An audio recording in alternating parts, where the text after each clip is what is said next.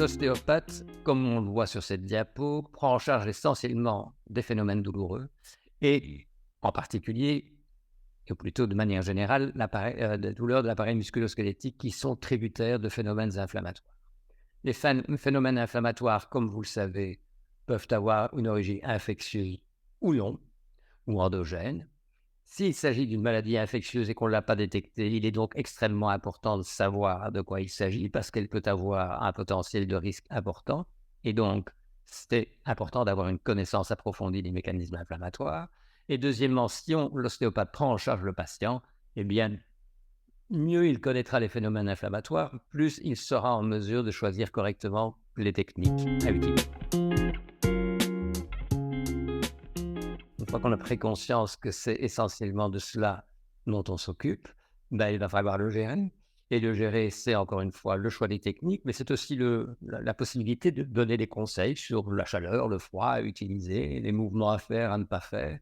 On les comprend d'autant mieux qu'on comprend les mécanismes fondamentaux de l'inflammation. Oui, alors, l'inflammation est la même partout. Le principe inflammatoire, comme je le dis souvent, est un principe c'est une loi universelle des mécanismes inflammatoires. Simplement, ce qui est différent, c'est les conséquences en fonction du tissu. On comprendra bien qu'une inflammation pulmonaire aura des conséquences sur la santé, voire sur la survie de l'individu, bien plus importantes, et le facteur de risque est bien plus important qu'une inflammation du genou, par exemple. Et donc, c'est cette compréhension-là qui est extrêmement importante.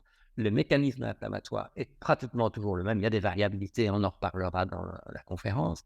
Il y a des variables en fonction du tissu, en fonction de la personne surtout, parce qu'il y a une singularité aussi.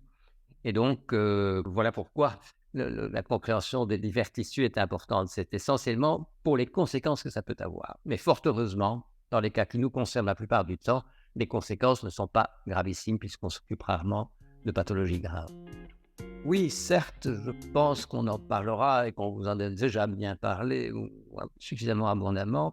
Des techniques comme celles proposées par Thierry Collot, techniques de l'aigu, qui font partie de notre arsenal thérapeutique d'ostéopathe maintenant et qui sont fondées sur une clinique raisonnée, je dirais, du patient, sont très spécifiques à un type particulier d'alvéoles qui sont d'abord rachidiennes, lombaires, cervicales et unilatérales, et bien souvent accompagnées, par exemple, de radicules alvéolaires, de techniques qui ne peuvent s'appliquer qu'à certains cas particuliers. Dans d'autres cas, ça dépendra bien sûr du cas, on ira choisir d'agir plus sur la douleur parce qu'il est très rare que nous puissions agir de manière directe sur l'inflammation. Le fait de faire revenir un patient après une première consultation me semble la plupart du temps important, surtout dans les problèmes aigus, bien entendu. Parce qu'il peut y avoir une erreur de diagnostic, il peut y avoir une inefficacité du premier traitement, une augmentation de la douleur, tout est possible.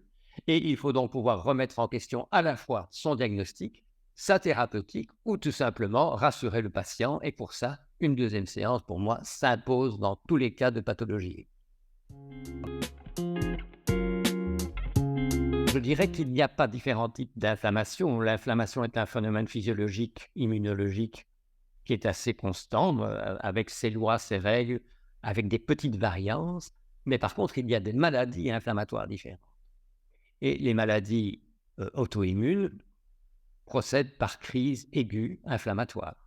Mais là, ce sont des maladies systémiques, ou alors d'autres maladies systémiques comme des maladies infectieuses qui, en effet, peuvent atteindre l'ensemble des systèmes. Par contre, ce que nous traitons, nous, ce sont plutôt des monoarthrites, des douleurs assez localisées anatomiquement. Donc, comme je l'ai dit, sont en général à moindre risque par rapport à la santé du patient.